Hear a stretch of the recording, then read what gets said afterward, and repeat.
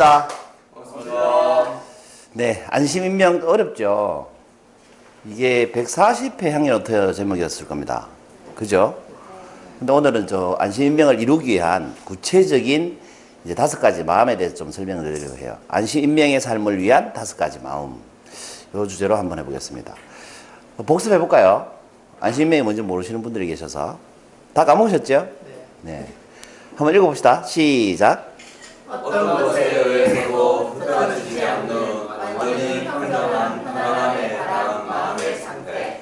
이게 불교식으로 말하면 뭐예요? 해탈. 열반, 해탈도 맞고 열반도 맞고 거의 성인의 경지인 거죠. 이게 읽기에는 쉬운 문장 같지만 어떤 것에 의해서도 이 말이 무서운 말입니다. 그죠? 뭐 20년 동안 사업을 해서 100억을 일어났는데 어느 날 한 방에 부도가 나서 빚이 30억으로 늘었다. 이런 상태에서도 흔들리지 않을 수 있느냐? 아니면 내가 사랑하는 사람이 어제 안녕하고 헤어졌는데 오늘 교통사고로 저 세상 가버렸다. 그래도 흐트러지지 않을 수 있느냐? 이런 경지를 말하는 겁니다. 그럼 구체적으로 이제 어떤 마음을 가져야 되느냐? 5가지 마음 중에 첫 번째는 한문인데 뭐예요? 네, 자비심입니다. 자비심. 오, 자비심. 자비심 뭡니까? 세상에 이제 베풀어주는 마음이죠. 사랑을 베푸는 마음이죠. 이 장은충이라는 사람이 있었어요. 중국에. 그 명나라 시대에 장은충이라는 사람이 있었는데 이 사람이 이제 농민들 데리고 반란을 일으켰습니다. 그리고 실제로 이 사람이 왕이 될 정도로 세력이 막강했었습니다. 그런데 이 사람이 그 왕이 되는 과정에 점령을 해야 할 거 아니에요. 성을 이렇게 하나씩 점령해 나갈 거 아니에요. 근데 이 점령하는 성을 점령할 때마다 그 성 안에 있는 모든 백성을 다 죽였습니다. 몰살시켰습니다. 심지어는 갓난아기도 죽였습니다. 산모도 죽였습니다. 뭐 노인 할 것 없이 다 죽여버렸습니다. 잔인하기로 아주 유명했던 사람이죠. 이 사람 부하 장수 중에 이정국이라는 사람이 있었어요. 부하 장수인데 이 사람이 어떤 성을 딱 점령하고 이제 몰살시키려고 하니까 그 성 안에 살던 파산선사라는 스님이죠. 파산선사라는 스님이 이종국을 찾아옵니다. 제발 몰살시키지 말아달라고. 그랬더니 이 이종국이라는 사람이 파산선사 앞에다가 고기를 한가득 갖다 놓습니다. 돼지고기, 소고기, 말고기 막 고기를 한가득 갖다 놓고 당신이 이 고기를 먹으면 내가 살려주겠다. 이렇게 얘기했습니다. 이 파산선사는 굉장히 유명한 고승이었어요. 그럼 고기를 먹게 되면 파괴하게 되는 거죠. 여러분 같으면 드시겠어요? 안 드시겠어요? 이 선사는 기꺼이 먹었습니다. 뭐 수많은 생명을 살려주셨다면 기꺼이 금괴를 깰 수 있지요 하면서 고기를 먹었습니다. 근데 이 장수가 다행히 약속을 지켜서 그 성 안에 있는 사람들은 몰살당하지 않았다고 해요. 이런 것이 이제 자비심이죠. 이 파산선사가 행한 이런 행동을 우리가 자비심이라고 하죠. 근데 이 자비심의 대표적인 것은 뭐겠습니까? 네, 써놓고 여쭤보죠. 정말 쉽지 않습니까? 써놓고 여쭤보잖아. 모성애입니다. 모성애. 이 모성애가 제가 볼 때 자비심의 최고 단계인 것 같아요. 인간이 할 수 있는 행동 중에는. 여러분, 뱀장어가, 그 어떤 사람이 뱀장어를 솥에다가 이렇게 삶아버렸어요. 살아있는 뱀장어를 끓는 솥에다가 삶았습니다. 삶았는데 다 삶고 나서 뚜껑을 열어보니까 뱀장어가 희한하게 죽어 있더랍니다. 머리는 물속에 있고 꼬리도 물속에 있는데 몸뚱아리만 위로 이렇게 휘어가지고 죽어 있더랍니다. 왜 그랬나 싶어서 이제 궁금하잖아요. 그 배를 싹 갈라보니까 뭐가 있었겠어요? 알들이, 새끼가 아니고 뱀장어는 알로죠. 알들이 이렇게 한가득 들어있더랍니다. 그리고 자기 그 알을 살리려고 그렇게 뜨거운 환경에서도 머리하고 꼬리만 쳐갖고 몸은 위로 내밀고 죽어 있다라는 거죠. 또 부모님에 대한 특히 모성애는 본능이지만 부성애는 본능이 아니거든요. 근데 이 일본에는 옛날에 어려울 때 우리나라도 그랬습니다만 노모를 갖다가 산에다 갖다 버리는 풍습이 있었어요. 시골에 이제 가난하게 살면. 그래서 이제 노모를 산에 버리러 가는데 노모가 등에 엎여가지고 계속 나뭇가지를 이렇게 부러뜨리면서 가는 거예요. 그래서 아들이 물어봤죠. 어머니 등에서 뭐 하십니까? 그랬더니 그 노모가 뭐라고 하셨겠어요? 나를 내려놓고 네가 돌아갈 때 길을 잃어버릴까봐 나뭇가지를 부러뜨리고 있다. 그게 이제 어머니의 마음이라는 겁니다. 그리고 나 완전 와이프한테 지어 사는 남자가 하나 있었어요. 그 아내가 시키는 일은 뭐든지 다 하는 남자가 있었어요. 무서워가지고. 근데 이 아내가 이런 이제 주문을 합니다. 남편 보고. 그러면 시어머니 심장을 빼가지고 내한테 온나? 증거로 들고 온나? 이런 주문을 했어요. 근데 이 아들이 실제로 어머니를 죽여서 심장을 빼가지고 와이프한테 막 뛰어가고 있었습니다. 그 뛰어가다가 급하게 뛰어가다 엎어져 버렸어요. 그러니까 심장을 떨어뜨렸겠죠. 근데 금방 안 죽잖아요, 심장이 빼도. 계속 뛰고 있었죠. 뛰고 있는 심장에서 이런 소리가 들리더래요. 안 다쳤나? 이것이 이제 모성애라는 겁니다. 그 모성애는 이만큼 대단한 거예요. 그 자비심의 극치는 제가 볼 때 모성애가 아닌가. 어쨌든 안심명하려면 내가 일단 자비심이 있어야 된다는 겁니다. 베풀 줄 아는, 사랑을 베풀 줄 아는 마음이 없으면 내가 편안하게 살 수가 없겠죠. 두 번째는 읽어보세요. 평상심이죠. 도전 좋았어요. 평상심이에요. 평상심이라는 거는 밑에 읽어보시면 평범한 일상 속에서의 특별한 마음인데 우리가 매일 하는 어떤 일을 할 때 우리가 뭐 한다고 그래요? 평소대로 했다 이렇게 얘기하죠. 평상시에 항상 하는 것들을 우리가 평소대로 뭘 했다 이렇게 얘기하잖아요. 그 평상시의 상황을 유지하는 거, 그게 이제 평상심인데 예를 들면 이제 조주선사라는 유명한 또 고승이 있습니다. 이 당나라 사람인데 문답록이라고 제자하고 주고받았는 문답록이죠. 갓 입문하는 이제 승려가 찾아와서 조주선사한테 묻습니다. 많은 가르침을 부탁드립니다. 제가 제일 먼저 해야 될 일이 뭐겠습니까? 라고 물어봤습니다. 그랬더니 조주선사가 이렇게 물어봅니다. 죽은 먹었느냐? 그러니까 먹었습니다. 그랬어요. 그랬더니 조주선사가 뭐라고 할게요? 그러면 죽은 먹었느냐? 먹었습니다. 먹은 다음에 뭐 해야 돼요? 그 조주선사가 이렇게 얘기하더래요. 그럼 가서 그릇을 닦으라. 그랬더니 이 제자가 큰 깨달음을 얻고 하산을 했다고 해요. 여러분 이해되십니까? 왜 깨달음을 얻었을까요? 그래서 하나 더 준비했습니다. 이번에는 대주선사입니다. 아까는 조주선사, 이번엔 대주선사. 실제로 있었던 인물들입니다. 실제로. 대주선사의 문답록을 가져왔습니다. 돌을 닦을 때는 정성을 다해야 됩니까? 라고 그러니까 대주선사가 물론이다. 어떻게 해야 정성을 다할 수 있습니까? 라고 물으니까 대주선사가 배가 고프면 밥을 먹고 졸리면 잠을 자라 이렇게 얘기했습니다. 그랬더니 스승님 그거는 누구나 똑같이 하는 일 아닙니까? 그랬더니 대주선사가 똑같지 않다 그랬습니다. 왜 똑같지 않을까요? 누구나 배고프면 밥 먹고 누구나 졸리면 자지 않습니까? 라고 물었는데 똑같지 않다라고 했어요. 왜 똑같지 않을까요? 여러분은 늘 졸리면 잠을 자고 배고프면 밥을 먹습니까? 그런 것 같죠. 그런데 사실은 그렇지 않습니다. 이 제자가 왜 똑같지 않습니까? 이렇게 물어봤죠. 그랬더니 대주선사가 이렇게 얘기를 하더랍니다. 읽어보세요. 시작. 그들은 밥을 먹을 때도 제대로 밥을 먹지 않고 이것저것 따지느라 바쁘고 잠을 잘 때도 제대로 자지 않고 온갖 궁리를 하느라 바쁘다. 이제 이해가 되십니까? 밥 먹을 때는 밥을 맛있게 먹어야 되는데 우리는 맛있는 밥을 앞에 놓고 걱정하면서 고민하면서 밥을 먹거나 예를 들어서 뭐 애들하고 밥을 먹잖아요. 그러면 이제 맛있게 밥을 먹어야 되는데 너 요번에 몇 점 맞았어? 왜 공부를 그따위밖에 못해? 아빠가 너 공부 시키는 얼마나 힘든지 알아? 이런 식의 대화를 하면서 그 맛있는 밥을 못 먹는다는 거예요. 잠잘 때는 그냥 편안하게 숙면을 취해야 건강에 좋은데 숙면을 못 취하고 온갖 계획 세우고 걱정하고 이러느라 잠을 제대로 못 잔다는 거죠. 그러니까 이게 늘 평상시 하는 먹고 자는 일이지만 먹는 데 집중하고 자는 데 집중할 수 있는 사람은 거의 없다는 겁니다. 그 평상심이 없기 때문에 그렇다는 겁니다. 이것도 한번 읽어보세요. 시작. 진리는 아주 평범하며 눈에 잘 띄지 않지만 황당무계한 이론은 사람들의 눈을 사로잡는다. 그건 무슨 말이냐. 여러분 잠이 오면 잠을 자라. 이게 진리죠. 그렇지 않습니까? 사람은 누구나 죽는다 진리예요 아니에요? 진리죠. 그런데 만약에 이런 말을 들으면 어떨까요? 그래서 누군가에게 사람은 누구나 죽습니다. 그럼 사람들 반응이 어때요? 뭐 당연한 얘기를 왜 하니? 이런 반응을 보이죠. 그런데 평범하니까 눈에 잘 안 띄는 말이에요. 이런 말은. 그런데 더 오래 살 수 있는 약이 있습니다. 이러면 사람들이 어떨까요? 막 몰리기 시작합니다. 그런데 이게 황당무계한 말이죠. 이건 황당무계한 말이거든요. 진시황도 불로장생초를 찾다가 죽었잖아요. 모든 위대한 영웅들은 다 더 오래 살려고 노력했지만 불가능한 일이죠. 돈도 마찬가지죠. 여러분 땀 흘려서 버는 돈이 가치가 있어요. 아니면 뭐 주식을 하거나 도박을 하거나 복권을 해서 당첨되는 돈이 다 가치가 있어요.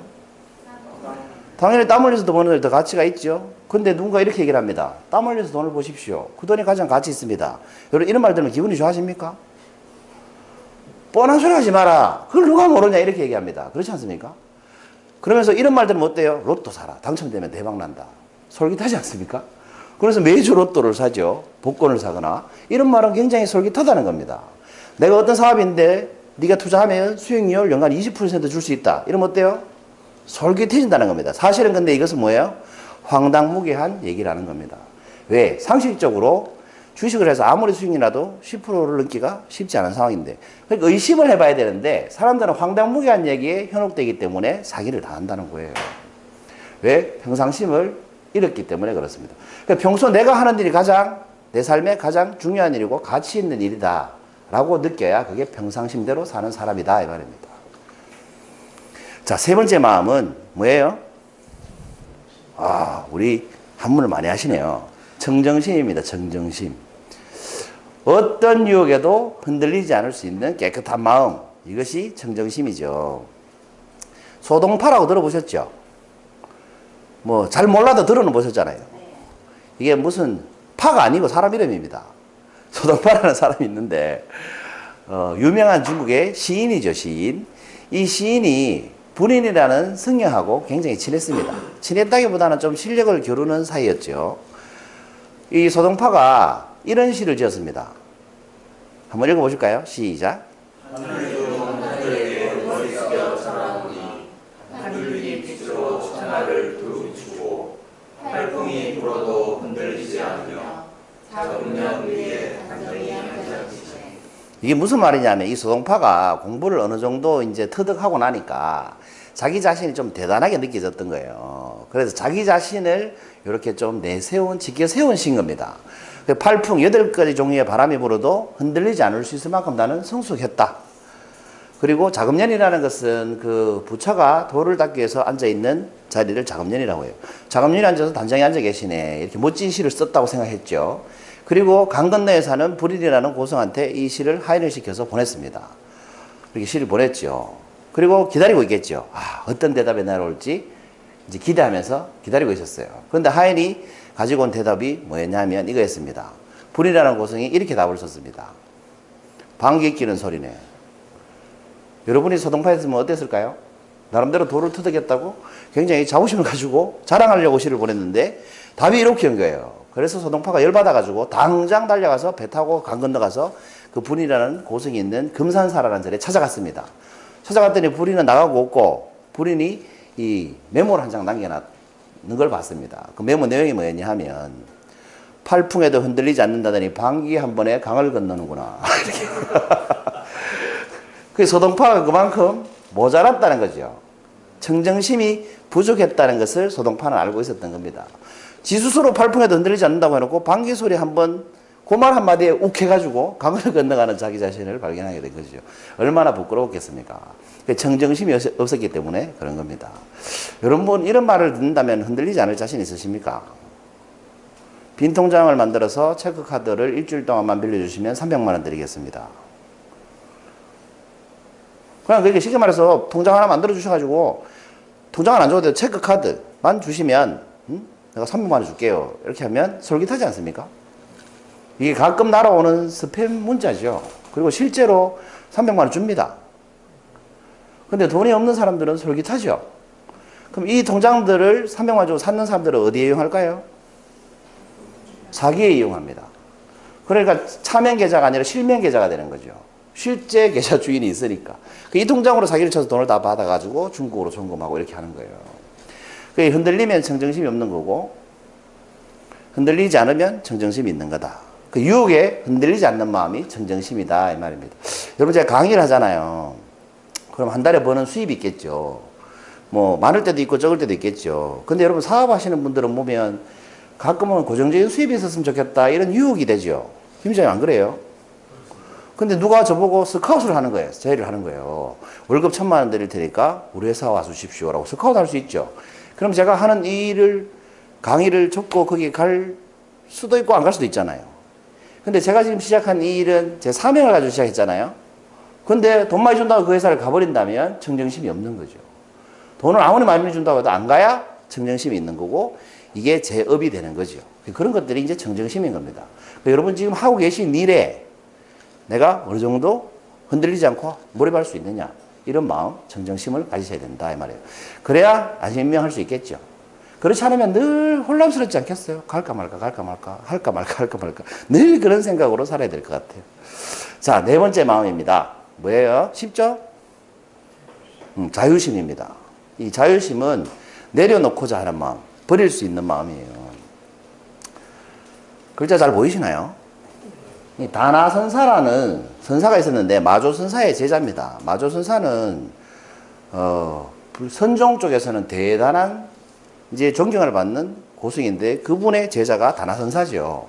겨울에 해림사라는 절을 이렇게 지나가는데 하룻밤 묵어 가려고 들렸습니다. 들렸는데 보니까 너무 추운 거예요. 그래서 땔감을 찾아보니까 땔감이 하나도 없어요. 그런데 본당에 들어가 보니까 부처님이 딱 계시잖아요. 불상이. 근데 그 불상이 목조 불상이었어요. 제수 그러면서 이 다나선사가 목불을 들고 아궁에 가서 태워버렸습니다. 근데 새벽에 이제 주지스님, 그 전에 주지스님이 지금 쉽게 말하면 지나가던 성이 해림사라는 어떤 절에 들려가지고 목불을 아궁에 태우고 있는 거 아니에요. 근데 그것도 그냥 태우는 게 아니고 도끼로 쪼개가지고 태우고 있는 거예요. 근데 이게 주지스님이 새벽에 예불을 올리러 법당에 들어가 보니까 불상이 없는 거예요. 그래서 찾다 보니까 훈기가 나길래 들어가 보니까 그 불을 떼고 있는 다나선사를 발견한 겁니다. 당신 지금 뭐 하는 짓이냐고, 남의 절에서. 왜 부처를 태우고 있냐고. 야단 법석을 떨었죠. 그랬더니 다나선사가 갑자기 어떤 신용을 합니다. 부지깽이로 막 뭘 찾아요. 지금 뭐 하냐고. 그래. 주지가 물었어요. 살이 찾는다고. 그러니까 그 주지가 뭐라고 했을까요? 써놨네요. 목불이 무슨 사리가 있냐고. 나무가 무슨 사리가 있냐고 주지가 도로 화를 내더랍니다. 그러니까 다른 선사가 다시 묻죠. 방금 부처님을 태웠다고 하지 않았냐고. 사리가 없는 거 보니까 나무가 태운 거 맞네. 뭐 나무 태웠다고 그렇게 열받으십니까? 라고 반문을 하더랍니다. 그 말을 듣고 그 주지가 큰 깨달음을 얻었다고 하죠. 그 주지가. 다나선사는 깨달은 사람이기 때문에 목불을 태울 수 있었고 이 주지는 아직 깨닫지 못하기 때문에 목불이 부처라고 착각하고 살았다는 겁니다. 부처는 어디에 있어요? 내 마음속에 내가 가는 곳에 그 내가 있는 곳이 부처가 있는 곳이다. 하나님 어디 계세요? 내가 있는 곳에 하나님이 계신 거죠. 근데 우리는 형식에 얽매여가지고 이 불상이라는 이 나무에 얽매여가지고 진짜 뭐가 더 중요한 믿음인지를 망각하고 산다 이 말입니다. 그렇기 때문에 우리가 뭐 하지 못해요? 자유롭지 못한 거예요. 형식에 얽매이다 보면 자유롭지 못한 거예요. 그러니까 옛날에 조선시대 유교 문화가 한참 이렇게 성행할 때는 왜 남편이 죽으면 시집도 못 가고 또 소박도 맞고 왜 아들 못 놓으면 그런 게 뭐예요? 형식에 치우치다 보니까 인간이 더 소중하다는 걸 놓치고 살게 된 거예요. 그러니까 자유롭지가 못하죠, 삶이. 그렇지 않습니까? 그러니까 여러분 자유로운 마음이 있어야 되는 자유심. 그래야 안심명할 수 있다. 문제 나오네요. 자, 이 자유심에 반하는 대표적인 사상가가 누구냐 하면 상앙이라는 사람입니다. 여러분 진시황 들어보셨죠? 진시황이 통일한 제국이 진나라잖아요. 그죠? 진나라의 시황이 진시황 아니에요? 그 진나라를 통일하고 나서 그 통일하기까지 가장 기여를 한 사람이 이 상앙이라는 사람입니다. 여러분 뭐 유가, 뭐 법가 이런 말 들어보셨죠? 그 법가 사상을 내세워서 진나라를 통일시킨 사람이 상황이라는 사람인데 이 사람이 이제 나라의 기틀을 잡는 역할을 아주 지대한 공헌을 했죠. 그 법으로 나라를 세우면 통치할 수가 있잖아요. 예를 들어 도량양을 통일한다거나 법전을 통일한다거나 그러면 아무리 제국이 커도 나라를 통치할 수 있잖아요. 그래서 이 사람이 법을 내세워가지고 진시황이 진나라를 세우는데 지대한 공헌을 세운 사람입니다. 근데 이 상황이 얼마나 법을 강조했냐 하면 왕자에게도 똑같은 벌을 적용하는 거예요. 왕자가 뭘 잘못하면. 똑같은 벌을 적용하는데 도저히 왕자한테는 적용할 수가 없으니까 그 왕자의 스승을 막 이렇게 벌을 주고 형벌을 주고 막 이렇게 했던 거예요. 그러면 어떻게 돼요? 찍히겠죠. 왕자한테 찍히겠죠. 다음 왕은 누가 돼요? 왕자가 되죠. 그래서 완전히 찍혀버렸습니다. 그래서 이 상황의 밑에 있는 부하들이 너무 그렇게 하시면 안 된다고, 인심을 잃으시면 안 된다고 조언을 했는데도 불구하고 이 사람이 계속 법대로만 나라를 통치한 거예요. 거의 왕의 권력 이상 수준으로 통치를 했습니다. 그리고 어느 날 그 왕이 죽고 그 아들이 왕이 된 다음에 바로 무슨 명령이 떨어지겠습니까? 상황 잡아와라 이렇게 된 거예요. 그래서 막 도망을 쳤습니다. 도망을 치는데 어떤 주막에 이렇게 들렀어요. 도망가다가. 그래서 하룻밤 재워달라고 그랬는데 우리로 치면 신분증 좀 보여도 이렇게 얘기한 거예요. 주막 주인이. 그 신분증 왜 보여달라고 하느냐 그랬더니 상황이 누구예요? 자기잖아. 상황께서 신분증이 없는 사람은 재워주지 말라 하셨다. 라고 해서 잡혔지 않습니까? 그래서 어떤 형별로 죽었냐면 거열형으로 죽었습니다. 거열형이 뭐예요? 목 따로 팔 따로 다리 따로 다 떼내는 거예요. 사방에서 말이나 소가 끌게 해가지고 사지를 끊어내는 형벌을 이 거열형을 누가 만들었느냐? 자기가 만들었습니다. 누가 당했느냐? 자기가 당했습니다. 왜 잡혔느냐? 자기가 만든 통행법 때문에 잡혔습니다. 법만 강조하다 보니까 오히려 자기가 어떻게 됐어요? 자유롭지 못한 사람이 돼버린 겁니다. 죽기 직전에 깨달았다고 합니다. 내가 왜 이런 법을 만들었을까? 사람들은 참 어리석죠. 늘 죽기 직전에 깨달으니까.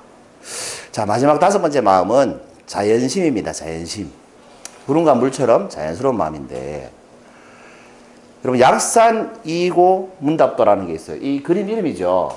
약산 선사라는 사람하고 이고라는 태수죠. 우리로 치면 뭐 사또쯤 되겠죠. 이 두 사람이 나눈 문답을 그림으로 그린 게 약산이고 문답도인데 오른쪽에 보이는 분이 약산 선사고 여기 찾아온 사람이 이제 베사라치 태수예요. 이고라는 태수인데 이 약산 선사가 그 고을에 너무 유명하니까 한번 테스트 해보려고 찾아갔어요. 얼만큼 실력 있는 선사인지 테스트 해보려고 찾아갔어요.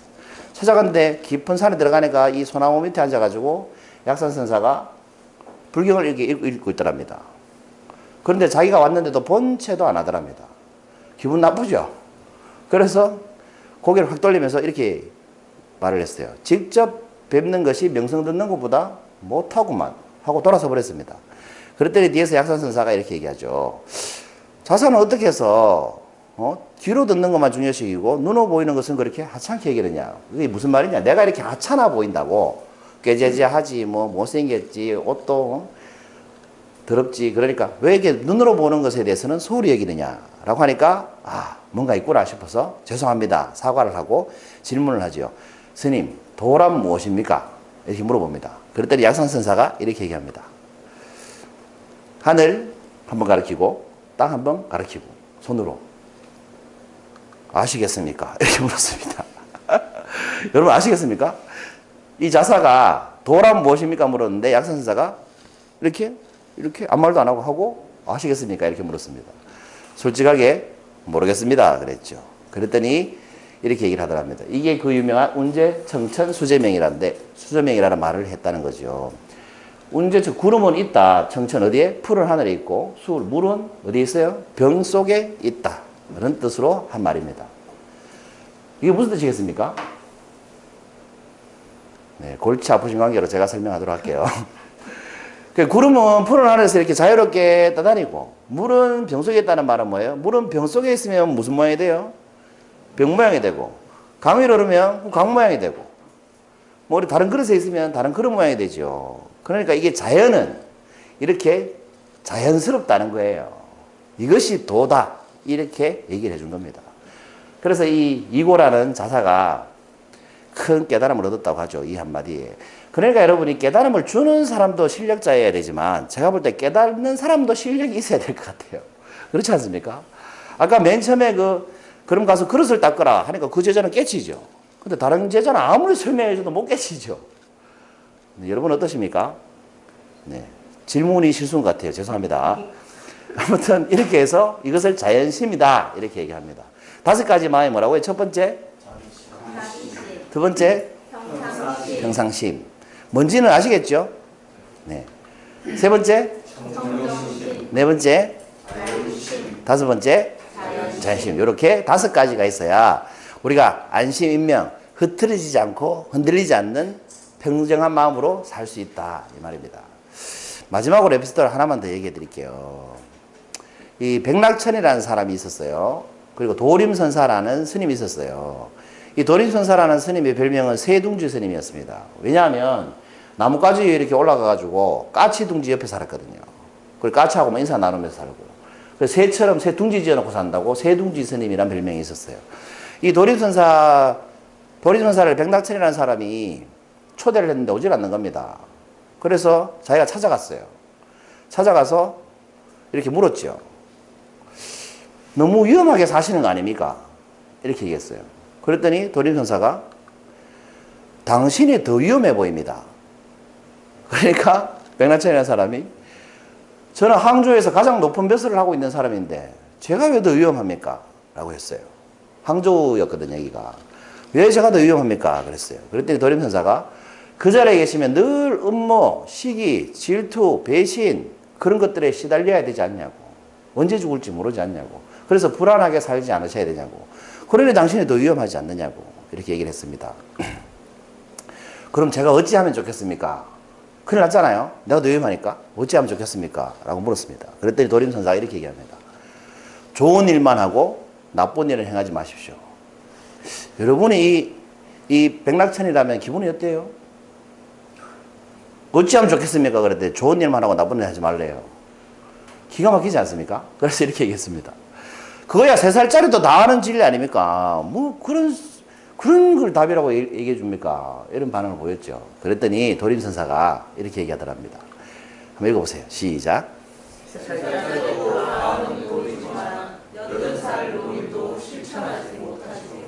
그렇습니다. 3살짜리도 다 아는 얘기인데 8살 노인도 실천하지 못합니다. 여러분 애들한테 뭐라고 가르쳐요? 지가 가지 마라. 제때 일어나서 밥 먹어라. 우리 애들한테 그렇게 얘기하잖아요. 집에 밤늦게 들어오지 마라. 뭐 하지 마라. 늘 그러고 살지 않아요? 근데 우리 그러고 살아요? 그리고 우리는 그러고 사냐고, 우리 어른은. 그렇게 못 살죠. 그럼 80이 되면 그러고 살아요? 그러고 못 살아요. 그러니까 여러분 정말 세상을 잘 사는 방법은 정말 단순하게 사는 것 같아요. 그 단순하다는 게 뭡니까? 진리라는 거죠. 뭐 십계명, 진리, 단순한 진리. 진리 아닙니까? 지금 말한 제가 5가지 마음도 정말 단순하죠. 마음을 깨끗이 해라. 쉬운 말 아닙니까? 자유를 느껴라. 쉬운 말 아닙니까?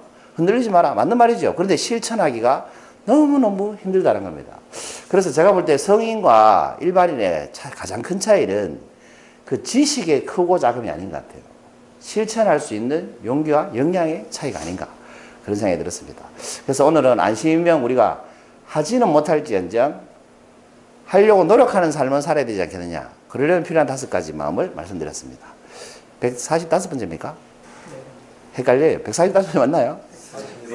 네 번째입니까? 네. 한 해 뻥튀기해서 죄송합니다. 지금까지 김영철 소장이었습니다. 감사합니다.